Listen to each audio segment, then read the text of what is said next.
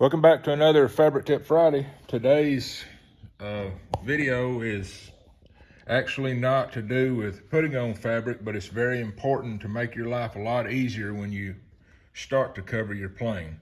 As I said in a couple of other videos about rigging everything, having your ailerons in the bay, all your tolerances, everything, leading up to your pre-cover inspection.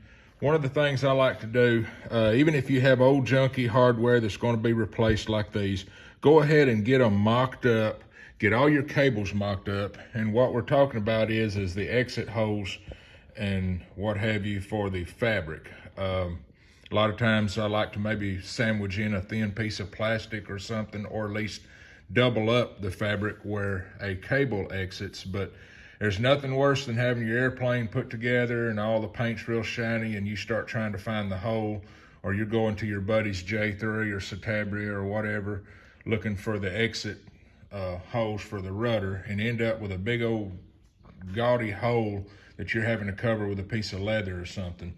What I like to do is get a straight edge. When you have your cable where it's going to be, have a straight edge, go until you touch the cable and get you a reference mark. And what I like to do also is, because this hole's not going to be round, this hole's going to be oblong, go from the other direction until you touch the cable. Now that gives you a front and a back to the hole. And then make good notes. I like to draw out the wing, looking at the bottom left, and you got to think of when this thing's covered, you start to try to remember back what you were measuring from.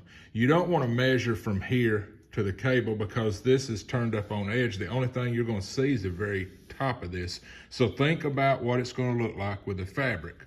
So that's telling me I'm going to be measuring from the very top of this.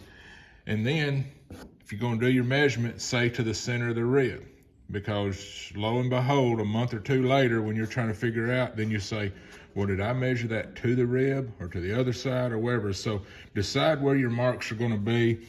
Are you going to measure from the inside or the edge of this? Make good, clean notes. Same way with the rudder.